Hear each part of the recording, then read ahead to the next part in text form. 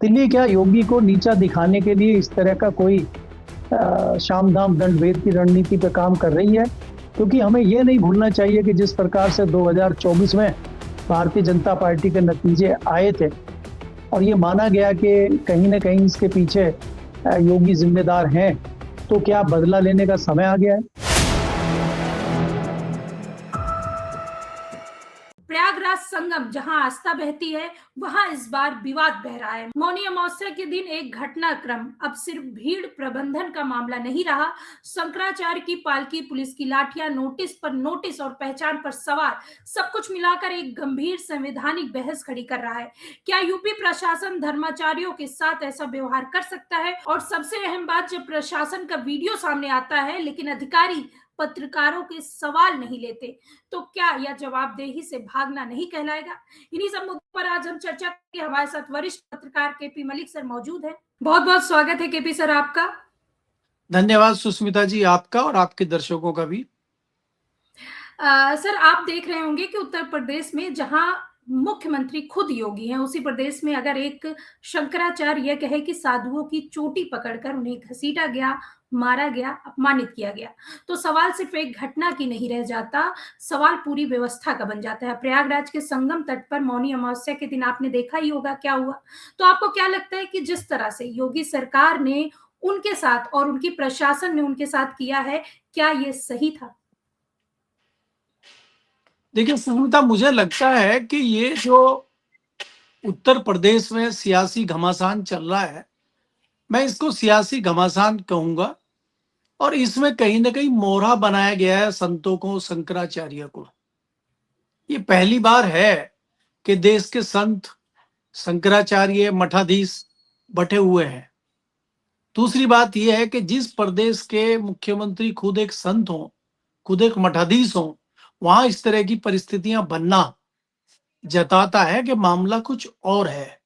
मैं इसको सियासी तौर पे देखता हूं, जब इसका विश्लेषण करता हूं तो मुझे लगता है कि उत्तर प्रदेश में जिस प्रकार से भारतीय जनता पार्टी की सरकार चल रही है और मुख्यमंत्री योगी आदित्यनाथ का जलवा चल रहा है, उस जलवे को कम करने के लिए, योगी आदित्यनाथ को ठिकाने लगाने के लिए ये किसकी पटकथा कहीं और लिखी जा रही है और मोहरा बनाया जा रहा है शंकराचार्य को। शंकराचार्य के कंधे पर रख के बंदूक चलाई जा रही है। सुष्मिता जी, देखो जिस प्रकार से उत्तर प्रदेश में आज घमासान चल रहा है प्रयागराज को लेके, बनारस में अहिल्याबाई की मूर्ति को लेके, मुझे लगता है इसके पीछे कहीं ना कहीं कोई सियासत हो रही है, कोई राजनीति है। और संतों को, मठाधीशों को, शंकराचार्यों को खाली उनका कंधा इस्तेमाल किया जा रहा है और उनको यूज किया जा रहा है। पटकथा कहीं और से लिखी जा रही है।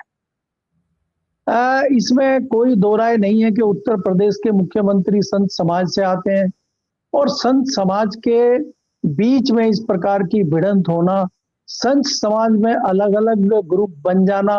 आज आप ये देखिए कि आधा संत समाज शंकराचार्य के साथ आ गया है और कुछ संत समाज सरकार के साथ चला गया है। और ये प्रशासन जिस प्रकार के नोटिस दे रहा है, ले रहा है, तो ये तो लगता है कि मामले को तुल दिया जा रहा है। इसका इसका अंत क्या होगा, इसकी परिणति क्या होगी, इसके नफे नुकसान किसके होंगे, एक मौका क्या जानबूझ के विपक्ष को दिया जा रहा है? इस तरह की चर्चाएं भी कई सारे लोग दिल्ली में भी कर रहे हैं, लखनऊ में भी कर रहे हैं। और जो राजनीति के जानकार लोग हैं, उनको लगता है कि ये मामला इतना लंबा चल रहा है, इसके पीछे कोई ना कोई कारण जरूर है। और हम उसको उस प्रकार से देखते हैं, क्या ये भारतीय जनता पार्टी की आपसी लड़ाई है, ये दिल्ली और लखनऊ की लड़ाई है? दिल्ली क्या योगी को नीचा दिखाने के लिए इस तरह का कोई शाम दाम दंड भेद की रणनीति पे काम कर रही है? क्योंकि हमें ये नहीं भूलना चाहिए कि जिस प्रकार से 2024 में भारतीय जनता पार्टी के नतीजे आए थे और ये माना गया कि कहीं ना कहीं इसके पीछे योगी जिम्मेदार हैं, तो क्या बदला लेने का समय आ गया है? क्योंकि हमने देखा 2 दिन पहले जब राष्ट्रीय अध्यक्ष का प्रोग्राम था और वहां पे तमाम लोग आए और योगी जी का और प्रधानमंत्री का आमना सामना जिस प्रकार से हुआ, जिस प्रकार से वो भाव भंगिमा हमने देखी, जिस प्रकार से तस्वीरों की जो तस्वीर आई है उसमें जो बॉडी लैंग्वेज बता रही है कि तनाव बहुत अधिक है। इसके अलावा अगर मैं दिल्ली की राजनीति की बात करता हूँ, खासकर भारतीय जनता पार्टी की बात करता हूँ, तो भारतीय जनता पार्टी में भी अब बदलाव का दौर है और मोदी युग अपने अंतिम समय की तरफ है। मोदी युग बदलने वाला है। तो मोदी युग के बाद जो नया युग शुरू होगा, क्या वो अमित शाह के नेतृत्व में शुरू होगा या योगी के नेतृत्व में शुरू होगा? मैं इस लड़ाई को उस एंगल से देखता हूं। अगर योगी 2027 में रिपीट कर जाते हैं तो ये एक बहुत बड़ी बात होगी और दिल्ली या गुजरात लॉबी को इससे खतरा पैदा हो सकता है। तो क्या गुजरात लॉबी कहीं इस प्रकार की रणनीति तो नहीं बना रही है कि योगी को बाहर किया जाए? हालांकि ये सिर्फ चर्चाएं हैं। इन चर्चाओं के कोई तथ्य या कोई इस तरह के सबूत हमारे पास नहीं है कि हम कह सके कि सचमुच ही बात है। लेकिन इस तरह की चर्चाएं राजनीतिक गलियारों में हैं। जो सियासी विश्लेषक हैं वो इस तरह की बातें कर रहे हैं, क्योंकि ये भी एक इशारा कहीं ना कहीं दिल्ली से चल रहा है कि उत्तर प्रदेश का बंटवारा अगर कर दिया जाता है तो योगी जी खुद ब खुद निपट जाएंगे। और एक जो बड़ी ताकत बन के आज वो खड़े हुए हैं, वो 80 लोकसभा सीटों के मालिक हैं, इतने बड़े प्रदेश के मुख्यमंत्री हैं और तीसरी बार मुख्यमंत्री बनने की कतार में हैं। क्योंकि आपको ये भी देखना होगा कि 2 बार मुख्यमंत्री रहने के बावजूद आज भी उनके ऊपर कोई बहुत बड़ा आरोप चस्पा नहीं हो पा रहा है। चाहे वो भ्रष्टाचार का आरोप हो, चाहे वो कानून व्यवस्था का आरोप हो, चाहे किसी तरह का आरोप हो। हालांकि पुलिस पे या प्रशासन पे इस तरह के भ्रष्टाचार के बाकी चीजों के आरोप लगते रहे हैं, उन पे भी जातिवाद का आरोप लगता रहा है। लेकिन जातिवाद का आरोप उनको चुनाव में नुकसान करेगा, मैं इससे इत्तेफाक नहीं रखता। तो इसलिए बहुत सारी चीजें हैं जिसको जोड़कर देखना होगा। खाली शंकराचार्य को नोटिस दे देना, खाली शंकराचार्य की इस तरह की चीजें होना ही इसमें नहीं है। इसके पीछे कोई बड़ी रणनीति काम कर रही है, मुझे ऐसा लगता है। जी, बिल्कुल सही कह रहे हैं सर। लेकिन यूपी प्रशासन जिस तरह से काम कर रहा है, एक शंकराचार्य से उनकी पहचान का सबूत मांग रहा है कि वो वास्तव में शंकराचार्य हैं कि नहीं, इस पर क्या कहेंगे सर आप? देखिए सुष्मिता, अगर आप देखें, मैंने पहले ही कहा कि प्रशासन जो काम कर रहा है वो कहीं ना कहीं किसी के इशारे पे कर रहा है। क्या वास्तव में उत्तर प्रदेश सरकार का इतना कंट्रोल है कि प्रशासन के लोग उनसे आदेश ले रहे हैं, या आदेश कहीं और से आ रहे हैं, या दिल्ली से आदेश आ रहे हैं?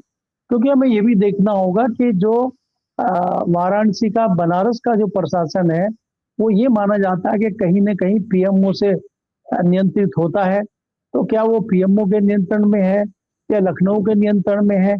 इस तरह की चीजें अभी हमारे सामने नहीं आई है। तो इसके पीछे क्या रणनीति है, ये हमें देखना होगा।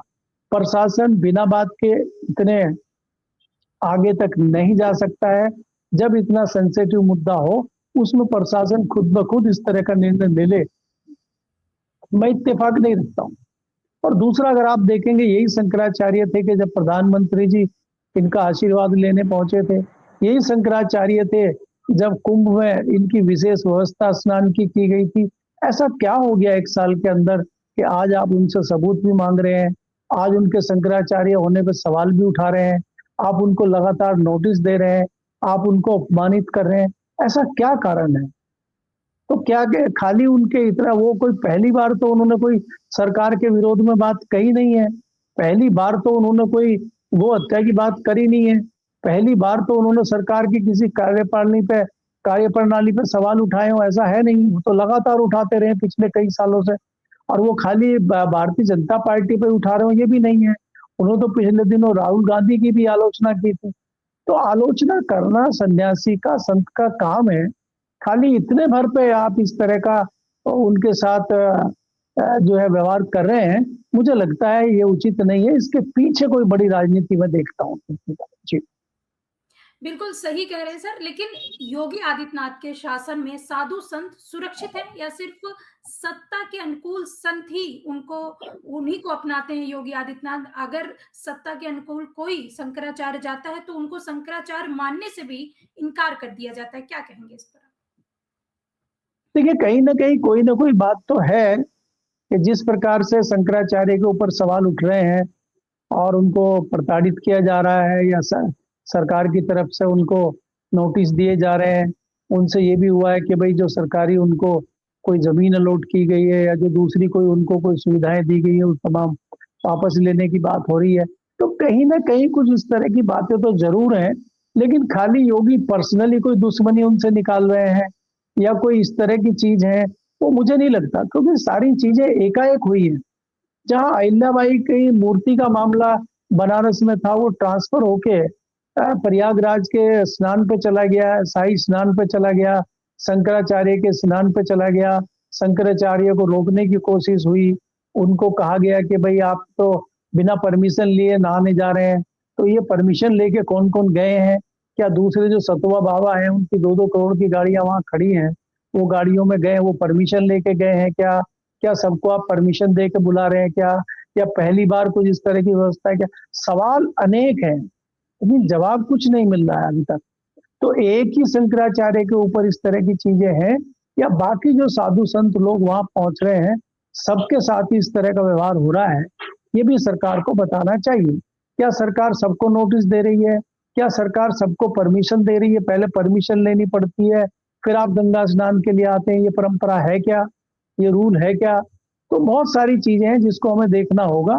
मुझे लगता है, मैं फिर उसी पे आता हूँ कि मुझे लगता है कि इसके पीछे कोई दूसरी राजनीति काम कर रही है और खाली मोहरा बन रहे हैं शंकराचार्य, मुझे ऐसा लगता है। क्योंकि दिल्ली में जिस प्रकार से आप देखेंगे भारतीय जनता पार्टी चुनाव की तैयारी कर रही है, उत्तर प्रदेश में चुनाव है और वह भारतीय जनता पार्टी विपक्ष को मौका क्यों दे रही है? क्योंकि कहीं ना कहीं अखिलेश यादव भी सवाल पूछ रहे हैं मोदी जी से और योगी जी से कि भाई किस प्रकार से प्रशासन आपका काम कर रहा है, साधु संतों को परेशान किया जा रहा है और उनको भी भारतीय जनता पार्टी की आपदा में अवसर अखिलेश यादव को मिल गया और वो भी शंकराचार्य को फोन कर रहे हैं। कभी हमने ऐसा नहीं सुना कि अखिलेश यादव शंकराचार्य को फोन करके उनका हालचाल ले रहे हो। तो वो भी कहीं ना कहीं राजनीति कर रहे हैं। तो अगर विपक्ष राजनीति कर रहा है, विपक्ष को राजनीति का मौका मिल रहा है, तो क्या इतने अनाड़ी हैं राजनीति में योगी आदित्यनाथ के वो विपक्ष को मौका दे रहे हैं? वो जो गठबंधन की विपक्षी दल है, जो गठबंधन है वहां पे समाजवादी पार्टी और कांग्रेस, उनको ऐसा मौका क्यों दे रहे हैं? योगी आदित्यनाथ अपने पैरों पर कुल्हाड़ी क्यों मार रहे हैं? ये सोचने वाली बात है। तो इसलिए कोई भी नेता, कोई भी सियासी दल का व्यक्ति जो सत्ता में हो और अगली बार उसको फिर सत्ता में आना हो, वो इस तरह का कृत्य करेगा, मुझे इस पे संशय है। तो योगी जानबूझकर कुछ ऐसा कर रहे हैं या योगी से करवाया जा रहा है या परिस्थितियां इस तरह की बन गई है, अब खाली इसका विश्लेषण करना होगा। जी, बहुत बहुत धन्यवाद सर, बहुत अच्छी जानकारी दी आपने। धन्यवाद। तो दर्शकों, आपने देखा चर्चा, आपको ये चर्चा कैसी लगी? कमेंट करके अपनी राय जरूर दीजिएगा। देखते रहिए 4 PM। नमस्कार।